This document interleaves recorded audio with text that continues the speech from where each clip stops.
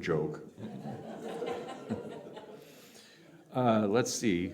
First, I'd like to ask you to silence your phones. Just check to make sure. Second, I would like to thank Edward for our pre-service meditation. That was wonderful. And I'd like to welcome everyone home. We're so glad you're here. We'd like to start each service.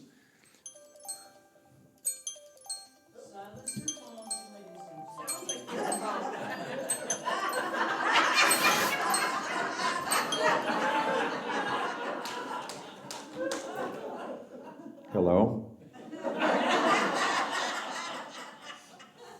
I'm sorry, all I can hear is deep breathing. Are you all right? You should call 911. What? What am I wearing? Well, I have this tie-dye shirt. It's kind of stylish. No, never mind what I'm wearing. Stop calling this number. Oh. Okay. Sorry about that.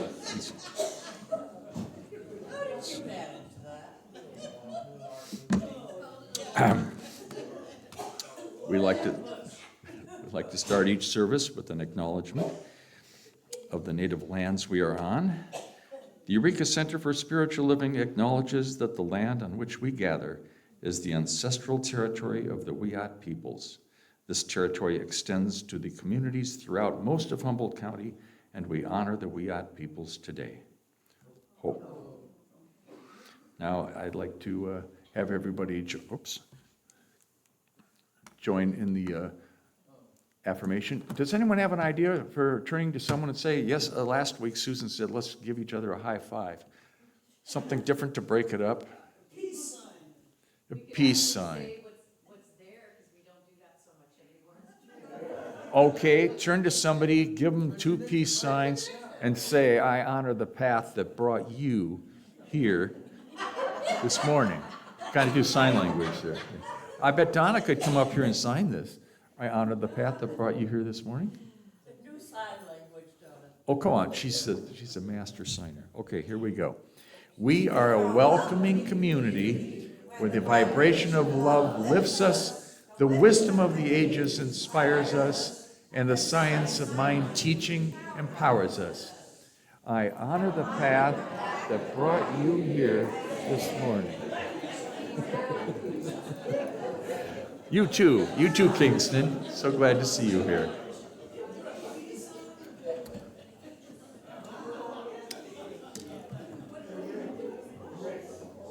Yes.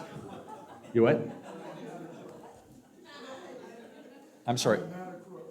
I am not a crook.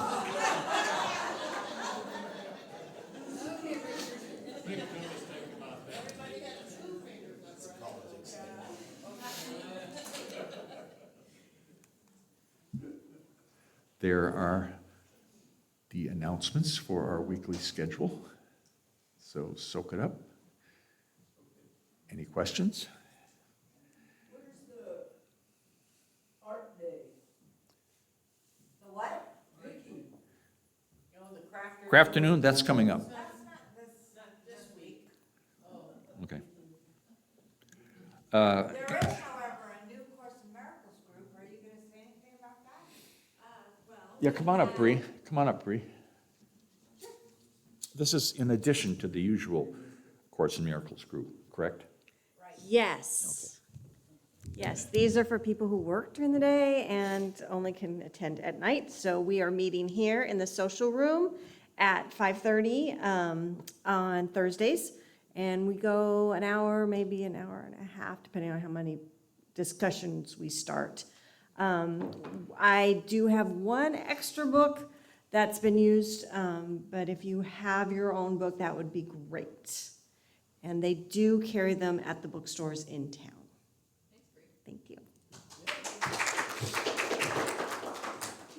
Angelica, would you like to come up? It says 40th anniversary barbecue thanks. Would you like to come up and say a few words? Sure.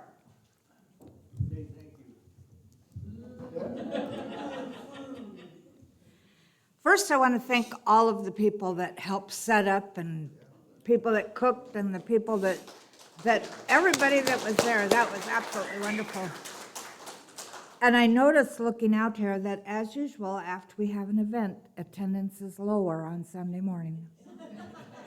They figure, oh, we went to church yesterday. It was a great thing, but I wanted to, so we're celebrating this year 40 years.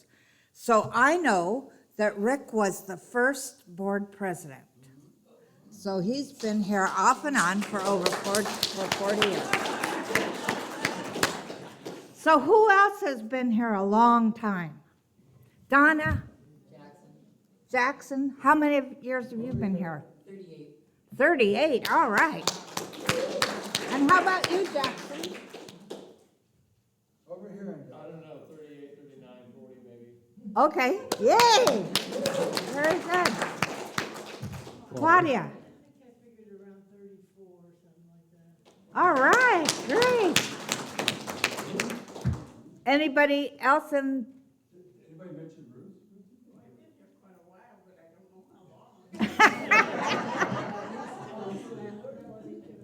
Does anybody else remember how long they've been here?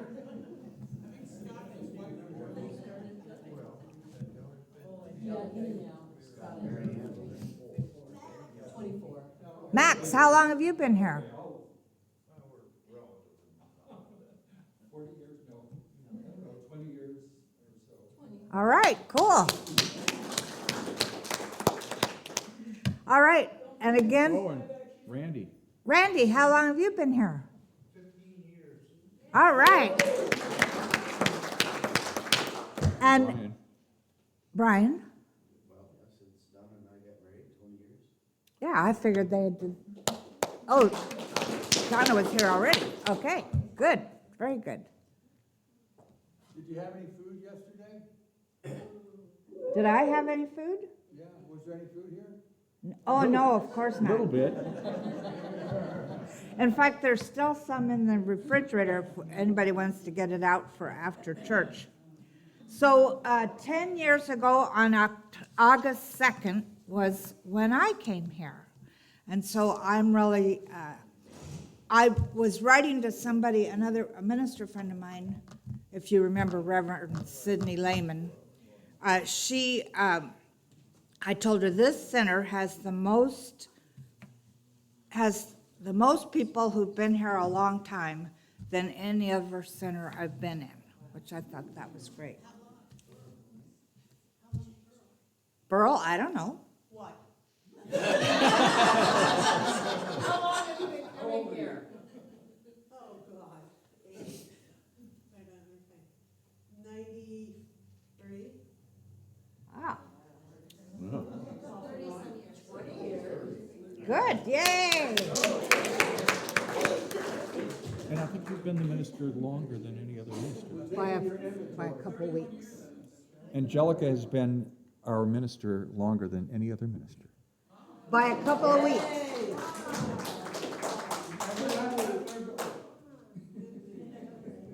Anyway, thank you everybody for being here. Max. And how about a hand for the Anna Hamilton Trio? Man.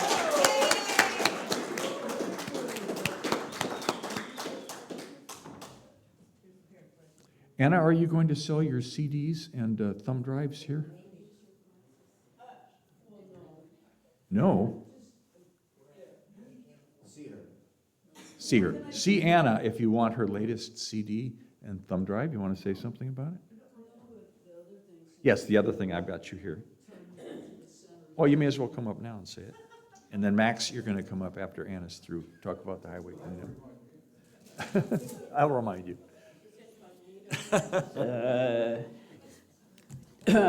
Thank you. I was either going to flatline all day or come here and wake up and feel good about life again. I was so tired.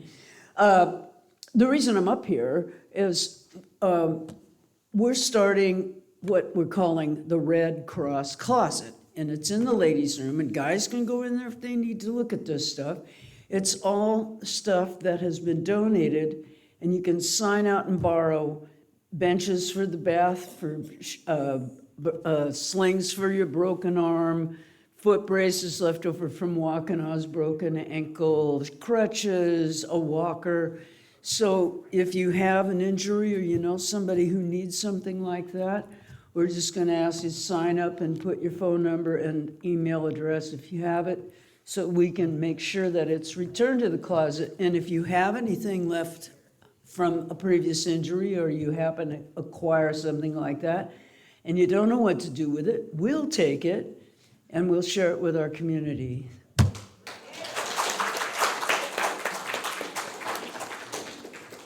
Thank you, Anna.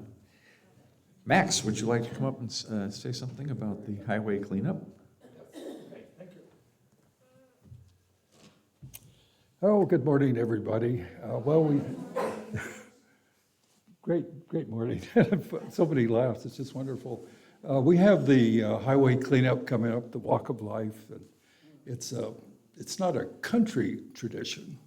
It's a Center for Spiritual Living tradition. We've been doing it forever.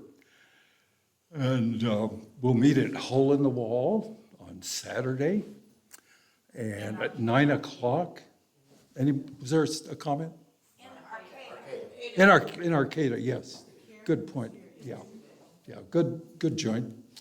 And if you want to get involved, let me know. And the easiest way to let me know is to text at 707-443-4191. 707-443-4191. That puts you in touch with me. And sturdy shoes, should wear, comfortable, sturdy shoes. And if it rains, it cancels. We do this every other month on Saturday at the Arcata Hole in the Wall. I hope you can make it. Okay, thank you.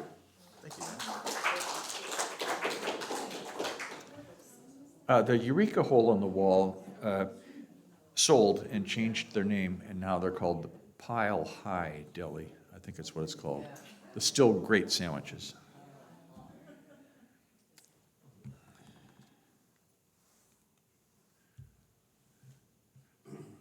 Officially make the Eureka Center for Spiritual Living your spiritual home. Join our Discover membership class next Sunday after the gathering for approximately an hour, and you'll learn all about what's going on here. There's a sign-up sheet over here on the table, and I need to know who's coming so I can make the booklets. Sign up at the table, or Zoomers, let Angelica, Reverend Angelica, know so she can make up the booklets.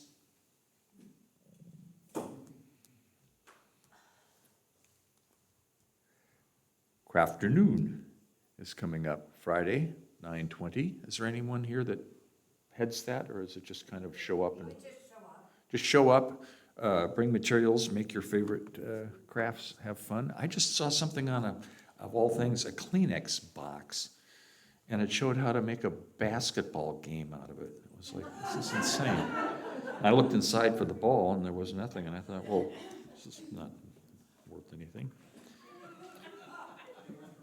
Okay, we're going to honor the autumn equinox, 9/22, that's December 22nd. Here comes Lori. Here's Lori. Here she comes, Lori Richardson. She just told me this morning that I'm going to come up and talk about this. I just want to say that this month is my 10-year anniversary, since we're talking about anniversaries. Burl can't hear me. This is my 10-year anniversary this month. She's clapping. Okay, good. So the sign-up sheet does not have places for people to volunteer to help. So you could just turn the sheet over if you're interested in helping. But Sunday, the 22nd, I'm going to need help putting some tables in the back of my car from the basement. That probably would only take 1 or 2 people. And then in the afternoon, what time are we starting? 5? Okay. So maybe if somebody could come at 4:30, a couple people there to help set up, and then a couple people stay, the more that stay after and clean up, the faster it goes. So maybe 3 people, 4 people afterward. I think that was it. Okay.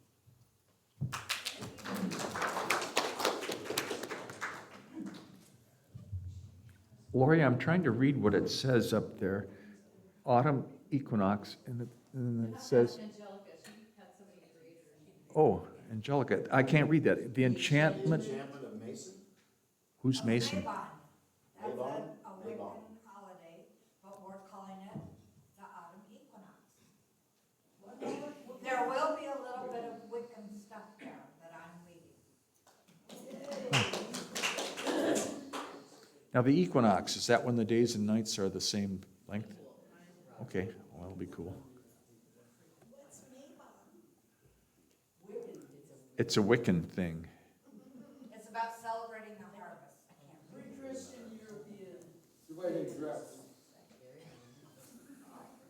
Let's move on, come on. Moving on, okay. Okay, 100 days of election intention is still going on and will go on until the election. So there's the information about how to join in, get a message each day about it. September sale, great reading. Any ESCL authors in stock, $3 off. Reverend Angelica's book is now $2 off. And it's a great book. You should get it. Yeah, really. The little pantry always needs feeding, and it's open to receiving new goods, I think including ramen. How's our ramen stock? We could use more. We could use more ramen, believe it or not. So we especially like the pop-top cans that people can deal with. Getting low on canned meat. Does Spam count? I've never seen anybody bring spam. We have had spam and we've had Vienna sausages too. They're pop-top fans, so. Okay, good. I like Spam. Okay, this month's theme is possibilities. Now, this reminds me of a story of a young woman named Rachel who brought her boyfriend home to her well-to-do family, and they'd never met him. His name was Bill, and during dinner she announced that she and Bill were engaged. And the parents kind of blinked and looked at each other because they hardly knew anything about Bill. And so the mother nudged Dad and said, "Take him aside at some point and find out more about him." Dad goes, "Oh." So takes Bill out on the patio. "So, Bob, tell me, do you have a job?" And Bob goes, "It's Bill, and no, I'm studying the principles of science of mind right now. I spend all my time doing that." He goes, "Oh, really? Well, how are you going to provide a nice house for my daughter to live in?" He goes, "Oh, God will provide." He goes, "Oh, okay, well, how about a nice engagement ring? You know, I didn't see anything on her hand. Are you going to give her a nice engagement ring?" And he goes, "Well, I'm going to continue my studies, and God will provide the ring." He goes, "Mm-hmm. Can I have kids?" "Oh, yeah." He goes, "Okay, well, how are you going to afford a nice education for them?" He goes, "Not to worry, sir. God will provide." So the husband goes, "Okay." So he goes back to the wife, and she goes, "What did Bob say?" And he goes, "It's Bill. And he doesn't have a job, doesn't have any prospects, but the good news is he thinks I'm God."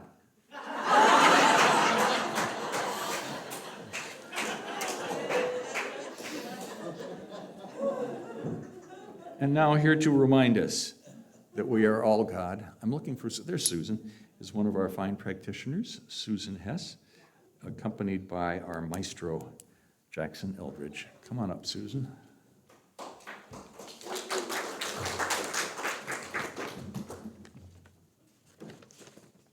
Don't think I've ever been clapped at to come up and do the peace moment. Good morning. I am, for the peace moment today, I'm reading the Book of Soul by Mark Nepo. And so I just invite you to get comfortable in your chairs and take these words in. When I finish, there'll be a minute of silence, and then Jackson will sing us into and out of our opening prayer. So, There are two perennial questions we need to ask in order to find each other and our way in the world. They are, what am I standing on? And what am I standing for? Standing on refers us back to a timeless foundation, to some sense of source, to all that is larger than us, from which we're renewed as integral beings. Standing for leads us into the heart of what we value and the ethics by which we live in the world. Standing on gives us a compass. Standing for gives us a direction to stay true to by following that compass. Standing on and standing for are endless quests for how we in our fullness can keep the world together. I only know, excuse me, I only know that when a flower finally opens, it accepts everything that comes from the sky. And when a heart finally opens, it accepts everything about existence. And when loving wholeheartedly, we can make honey out of anything. The river of who we are runs through every country. It ignores all borders. Our call is to follow that river.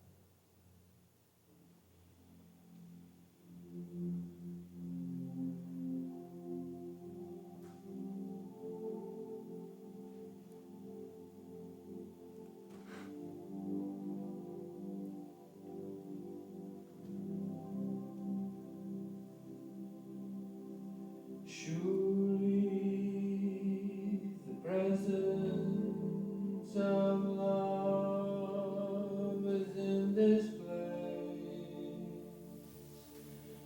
I can feel its mighty power and its grace.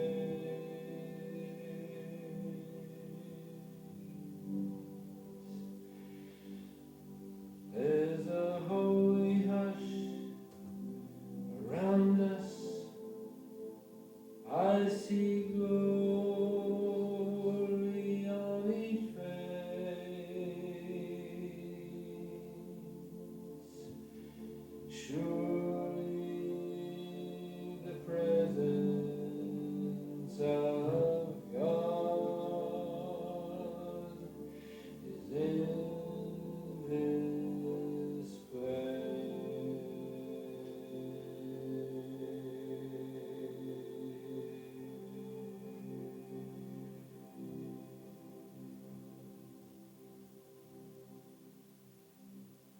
And that is what we stand on, knowing that the power and the presence of love, of the divine creative energy that is not only within us, but all around us in all of creation. We stand on this knowing, strong and firm. And we stand for compassion, love, peace, joy, and a world that works for everyone. And I know that each one in this community stands on and for this same knowing. Words might be different. The feelings, the truth is always the same.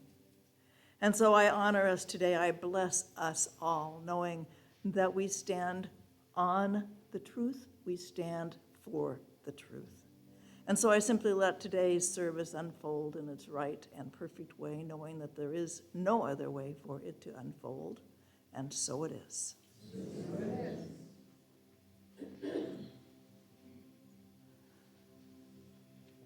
There's a holy hush around us. I see glory on each face. Surely the presence of God is in this place.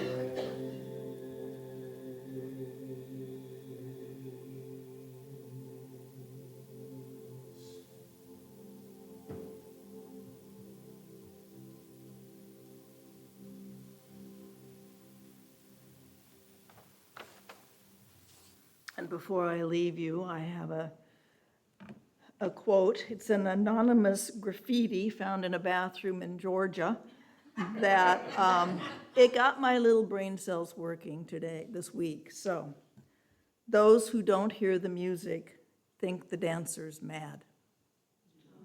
Think the dancer's what? Mad. Think the dancer's mad.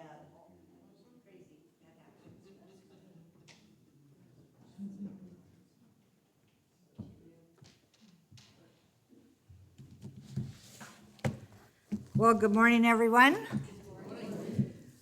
I love us starting out with laughter. And for those of you that are new this morning, we are one of the most unorganized, organized churches there is. And I kind of like it that way, actually. I think it's fun. The more laughter, the better. I remember that there's a quote that I don't remember who said it, but they said, "Laughter is carbonated holiness." Isn't that neat? That's a good one, definitely. So as you saw on the, well, for briefly, our month is about possibilities. And we talked a lot about possibilities last Sunday, and we're going to move it even further today.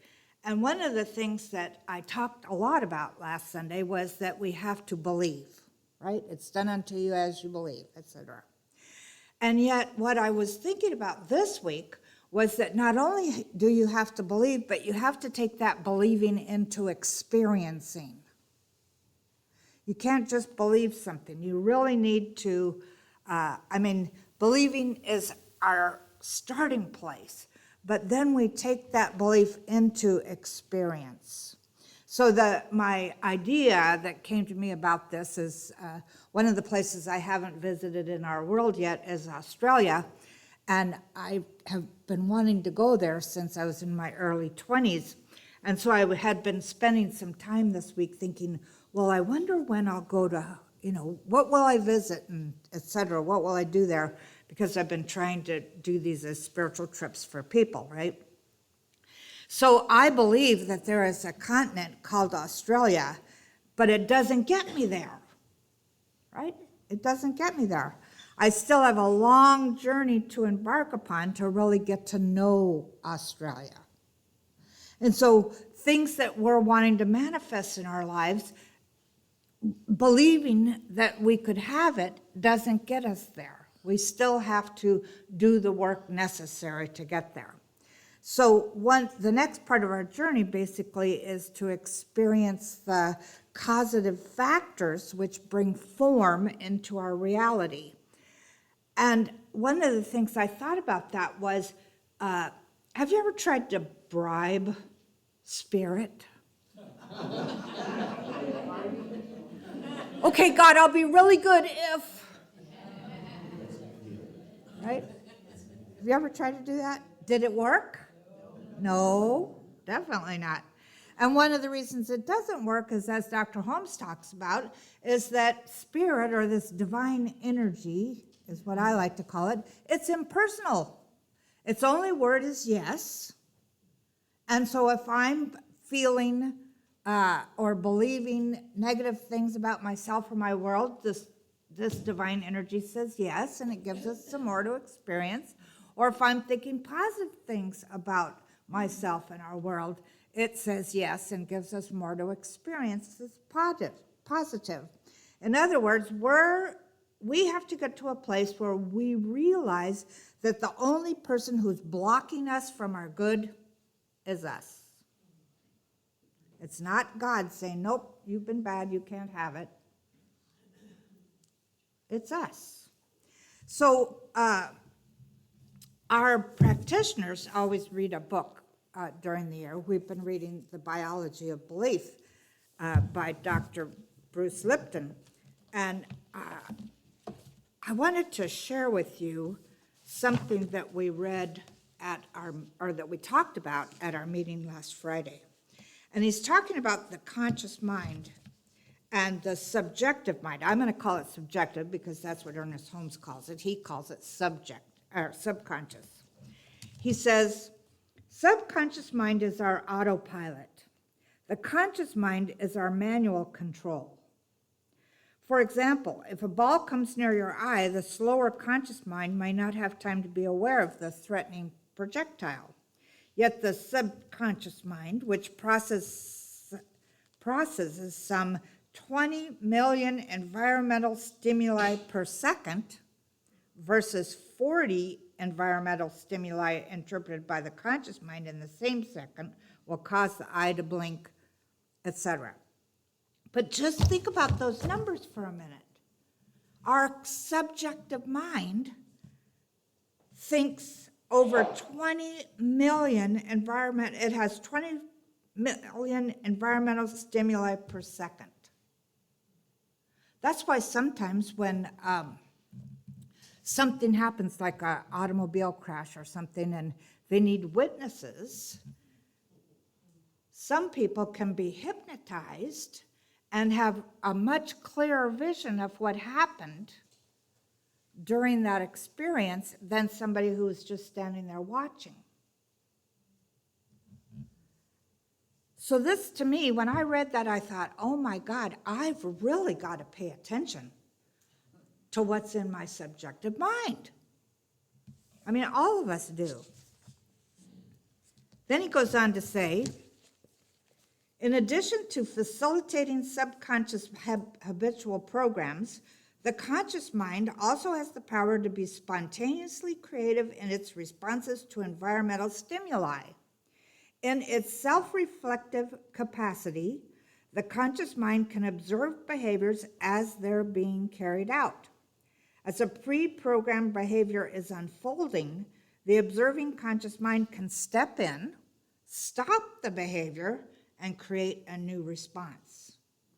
Thus, the conscious mind offers us free will, meaning we are not just victims of our programming. To pull that off, however, you have to be fully conscious lest the programming take over. A difficult task, as anyone who's tried willpower can attest. Subconscious programming takes over the moment your conscious mind is not paying attention.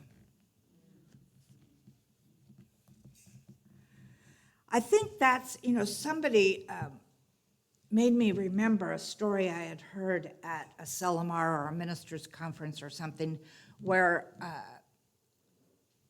Dr. Holmes wrote The Science of Mind book. And then he read it, or parts of it, almost every day. And somebody walked into his office, one of the ministers, once they had become a church, walked into his office and saw him reading it and said, "What are you doing reading that book? You wrote it." And he said, "But I have to study it every day." We have to consciously, constantly pay attention to what's pre-programmed in our subjective mind. And where do we get pre-programming? We get it from parents, from church, from school. As adults, we get it from advertising. I've listened to, being the age that I am now, and I was just sitting over there thinking, geez, I've been here 10 years. I wonder what the next 10 years is going to be like. And then I thought, oh my God, in 10 years, I'll be 86. And all this flood of what if maybe I should talk to the council and we should talk about whether we need to have some sort of plan in place in case I get disabled or, Alzheimer's or all this stuff. And I'm going, what in the am I thinking? Well, I'll just be sitting here and I'll be 86. What? I said, I'll just be sitting here and I'm 86. I will be. Oh. Hey, I remember having a meditation in my early 20s, and I've followed that. I know that it was a truth that came in that meditation, and the meditation said, in the meditation I got that I would probably be 92 or around then when I left. So I figured, hey, I'm doing pretty good. Anyway, but I mean, I've been studying this since the 1981. And before that, I was studying other mind things. So I'm sitting there thinking about, this flood comes in about all this stuff about aging. And what did I just say? You have to pay attention to what's happening. We've been programmed. We've definitely been programmed. So the programming I want to embody right now is that, staying healthy. I have an aunt that was 104 when she left. And, she went to sleep. She didn't get sick. And that's what I want to do. When it's my time, I just want to go to sleep. And I know what's going to happen because in my meditation, I woke up and I went, wow, what a dream that was. So far, it's been really good. So, Dr. Lipton also says, the conscious mind can also think forward and backward in time, the conscious mind, while the subconscious mind is always operating in the present moment. Always operating in the present moment. He says, how is the subconscious going to manage our affairs? Precisely the way it was programmed. So again, we really have to pay attention to how we've been programmed and deprogram ourselves. And how do you deprogram yourselves? First of all, I believe you start looking at what you're thinking and what you're experiencing. My teacher, Helen Street, said that if you want to know what's in your subjective mind, look around you. And if you go into the area of quantum mechanics or quantum thinking, I'm still really blown away by this whole idea of quantum thinking, because it says that everything out here is a reflection of something in here, and that if I turn to leave this room, everything here disappears. If I turn back around to come back in, it appears again. It's like, wow, there's so much. It's so interesting to me, all the different things that you can learn. So he also says, you are personally responsible for everything in your life once you become aware that you are personally responsible for everything in your life. And I thought, yep, that's what we're doing. One by one, we're becoming aware of what we're personally responsible for. We're becoming aware of how our thoughts become things, how our feelings add to that constantly. So another thing I was thinking about in this idea, and when I was sitting there going through that flood of stuff that comes from, the ethers, the collective consciousness, you might say, I thought fear is the one thing that's really preventing us from seeing our possibilities. Actually, I'll have to say fear and doubt. They're the things that prevent us from moving forward in our lives or from seeing things the way that we would like to see them. And what are we afraid of? everybody in this room could name a different fear. But the truth is, there's only fear. And it's projected and received over and over and over again continually. What was it? Susan had a picture of a big mushroom on Facebook that I saw this morning.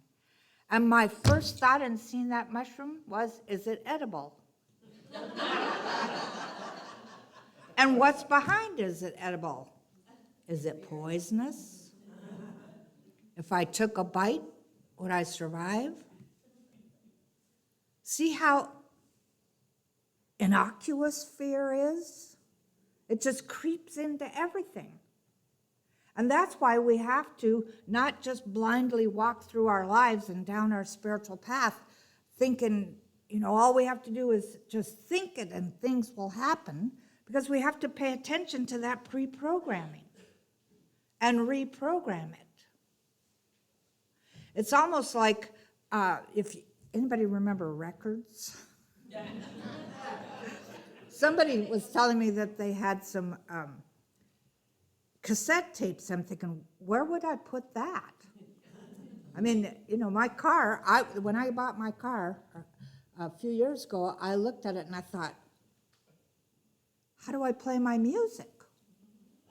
All I have to do is hook up my phone to it, and it plays whatever's on my phone at the moment, whatever I've left my phone on, which is really amazing.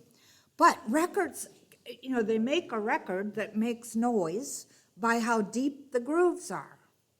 And so the needle goes around and around and around, and this is like our subjective and our conscious mind. The subconscious or subjective mind is those grooves in the record.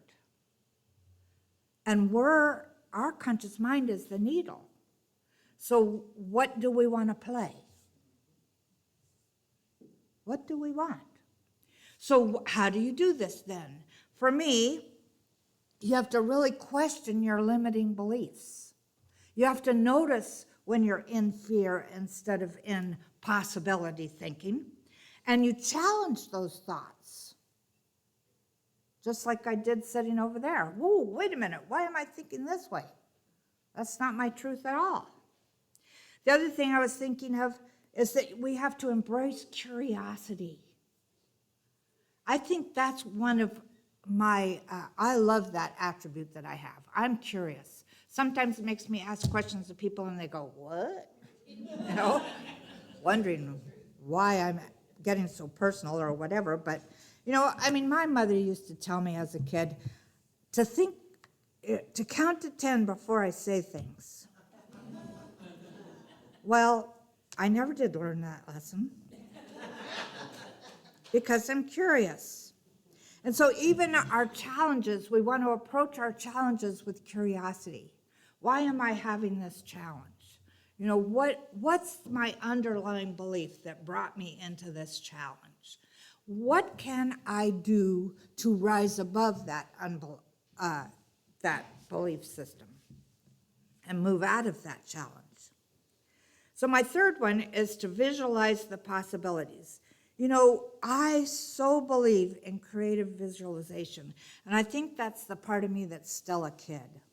Because a child, you can remember, I'm sure, being a little kid, and if you're a boy, you might have played cowboys and Indians, and you were a cowboy or you were an Indian for that time that you were playing that game.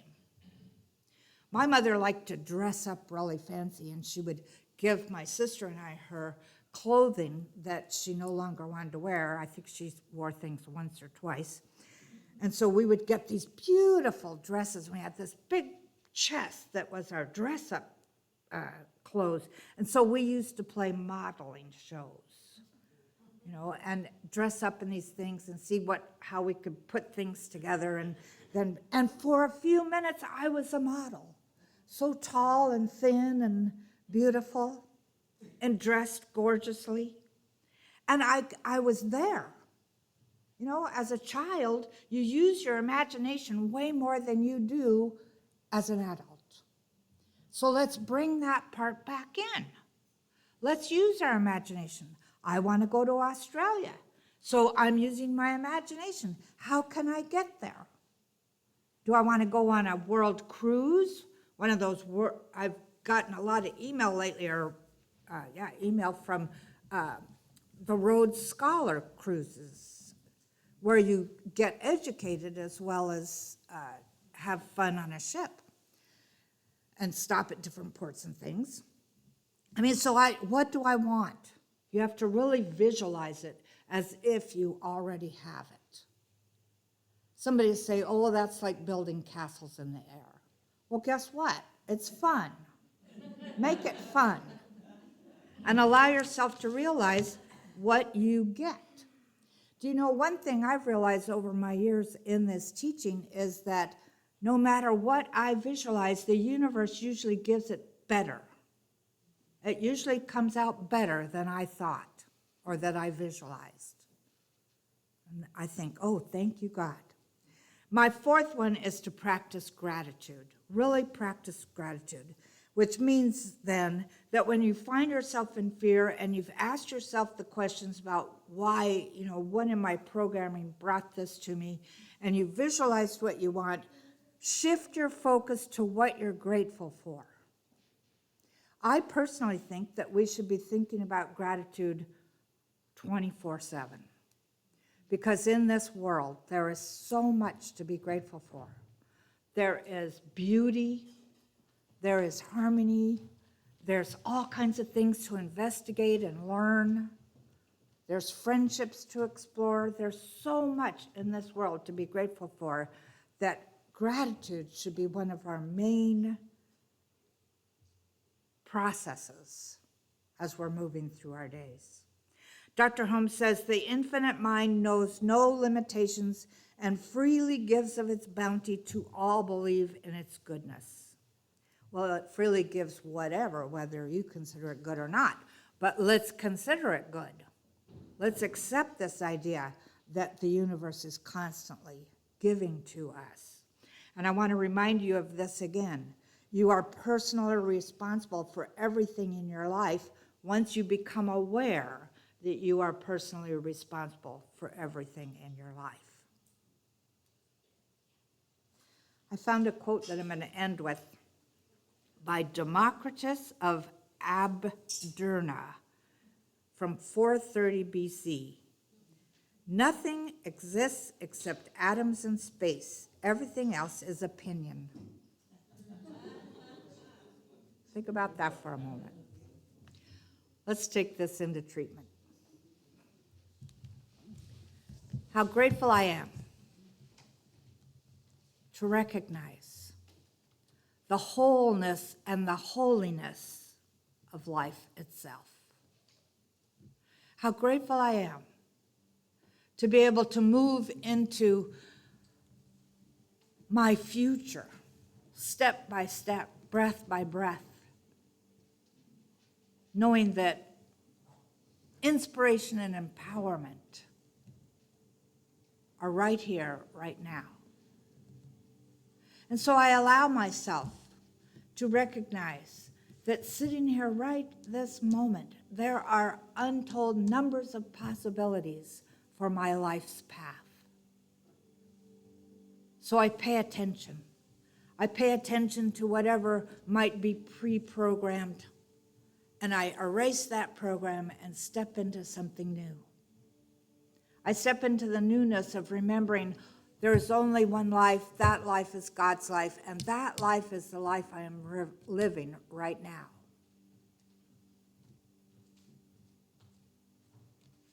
And in speaking in the first person for all of us, I declare that whatever is happening in our lives, whether it be physical, mental, emotional, financial, whatever it might be, where we've been feeling a little chaotic, we now allow ourselves to breathe into that with the idea, I am the consciousness of the divine made manifest right here, right now. And so I celebrate that. And I walk this path of life gratefully acknowledging that absolutely everything I see, everything I think, everything I feel, everything, no matter whether it's animate or inanimate, it's all divine energy. And I live in this energy with a full heart. I live in this energy fully grateful. And I celebrate everyone and everything I see as the divine. This world is full of possibilities, and I let myself acknowledge them. I have let go of any limitations, and I know the truth. And the truth is, there is only the one, and I am an embodiment of it. So I release these words into the law, knowing that they're already so, and so it is.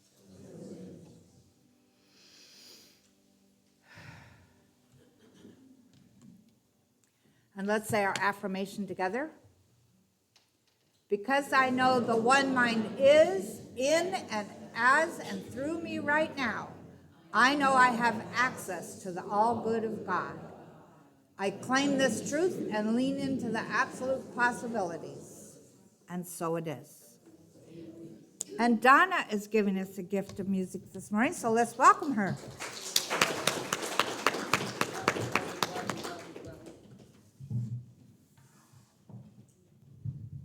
And I want to thank Jackson once more for being there with me and for me for 38 years.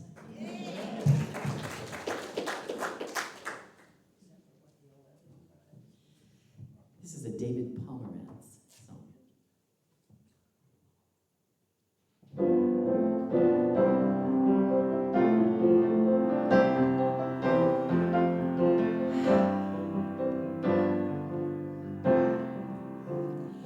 It's in every one of us to be free. Find your heart, open your eyes and see.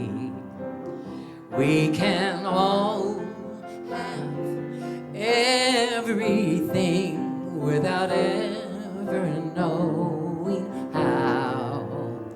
It's in every one of us here and now. It's in every one of us. I just remembered it's like I've been sleeping for years. I'm not awake as I can be, but my seeing's better. I can see through the fear. I've been realizing that I bought this ticket. I'm watching only half of the show, but there is scenery and lights and a crowd of thousands who know what I know. I know it's in every one of us to be wise. You can find yourself. You can open up both your eyes. We can all know everything without ever knowing why. It's in every one of us, by and by. It's in every agree. One of us by and by.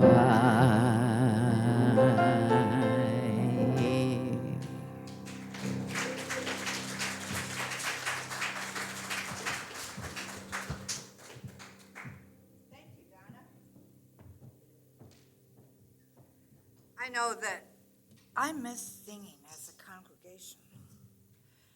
Every time I think, oh, I'm going to start making it so that we sing again, then some piece comes through email or on TV or whatever that, oh, COVID's coming back, blah, blah, blah. Makes me uncomfortable. And yet,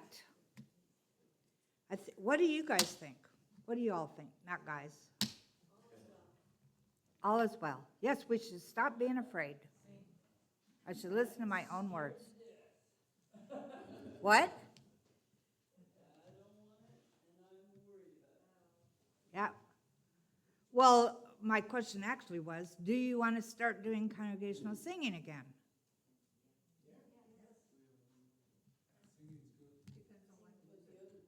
Depends on what we sing.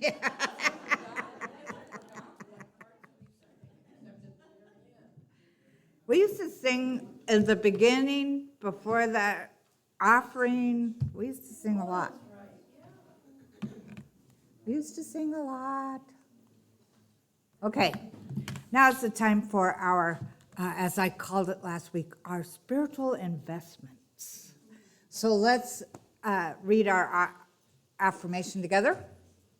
I gratefully give from the fullness of my abundance, knowing my gift blesses the center, all in it and beyond, and so it is.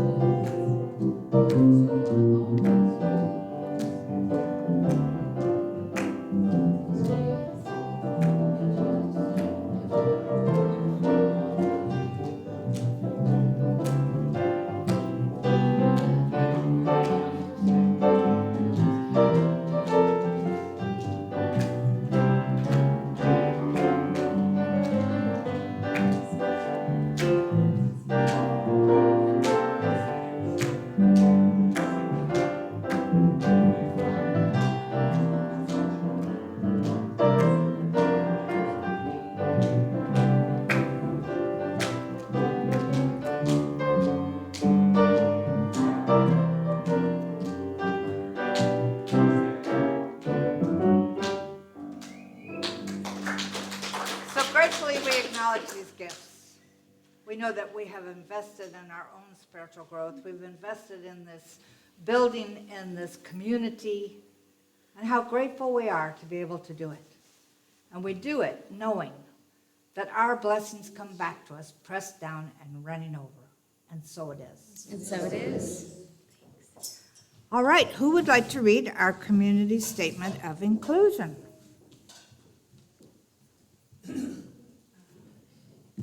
Kathy. Thank you. That's a good full shirt. I like that one. Good morning. Also, while I'm up here, I wanted to let you know that I'll be back facilitating on the 22nd, and also I will be giving you a little bit of a council update. So I hope you come and be present. We'll kind of fold it into the service. That's my vision. And although she's in charge of service, this is me kind of going wink, wink. So anyway, let's begin. We, the Eureka Center for Spiritual Living, are a community that celebrates diversity, fosters inclusion, champions inner work, and creates space for brave, vulnerable conversations. We are a community that honors the unique emanation of God that each person embodies and advocates for people for human rights and dignity for all. We are a community that blesses each other, sees sacredness in all life, remains learners and listeners so that we may grow together, and understands that oneness is not sameness. We know our beloved community is revealed more fully when we love each other well. Final comments? Nope. Oh. No final comments. It's your turn. It is my turn to invite you to join in a circle around the circumference of these chairs. Hold hands if you're comfortable with that, and we will sing the peace song together.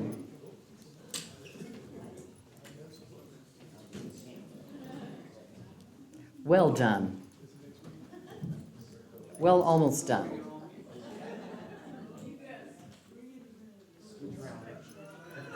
Here we go. Thank you.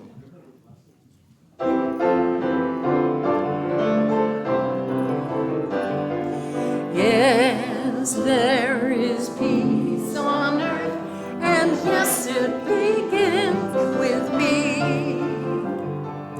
Yes, there is peace on earth, the peace that was meant to be.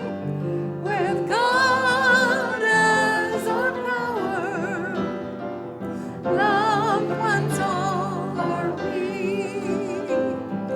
Yes, we walk with each other in perfect harmony.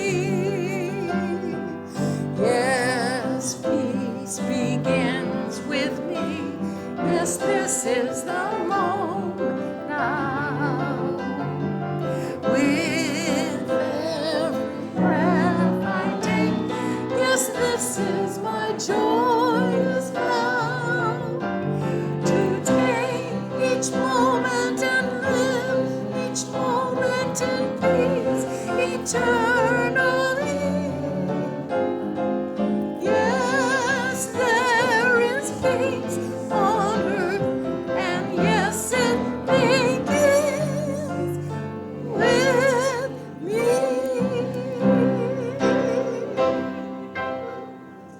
Oh.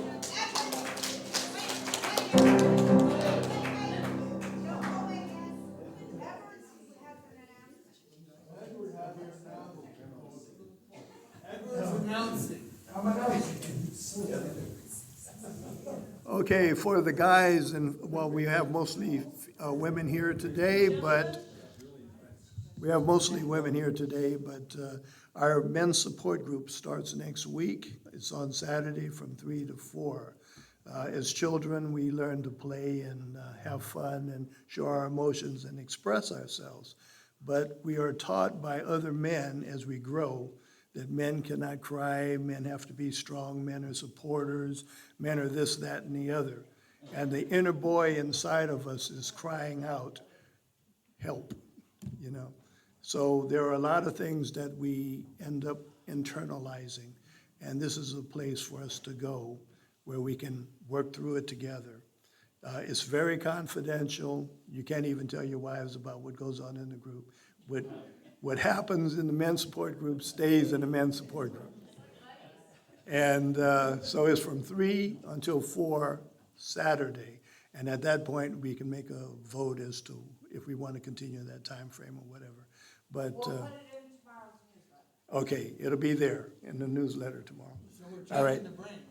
Yeah. So if you have men, ladies, that you think can benefit from it, please send them. Thank you. Thank you for being here today.